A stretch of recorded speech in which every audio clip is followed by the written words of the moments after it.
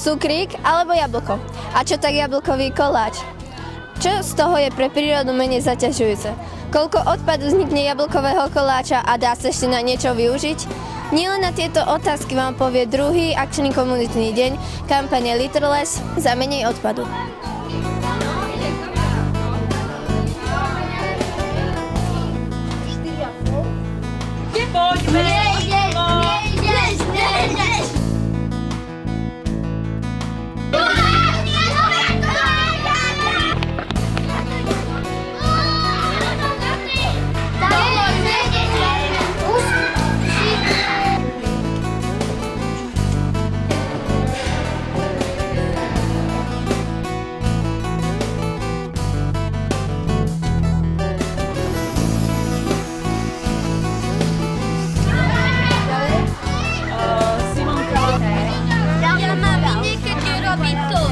Páči sa vám nápad s jablkovými hrami?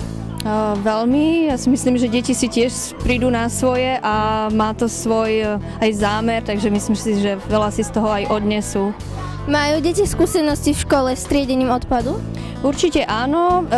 Vlastne v každej triede je kôš na určitý odpad, takže skúsenosti môžu zbierať aj v tomto smere. Všetci máte?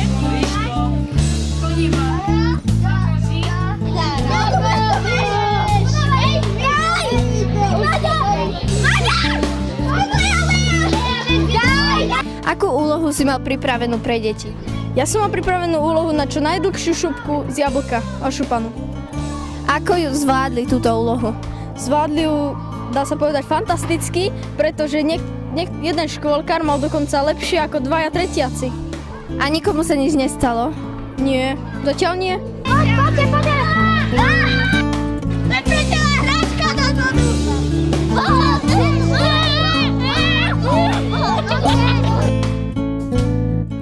Akú si mala pre deti pripravenú hru?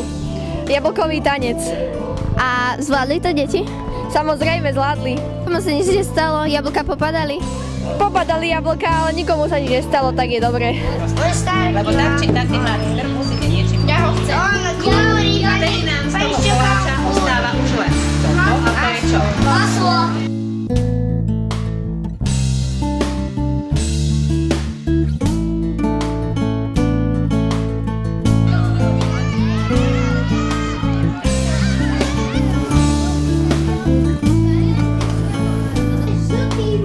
A vybrala by si cukrík alebo jablkový koláč?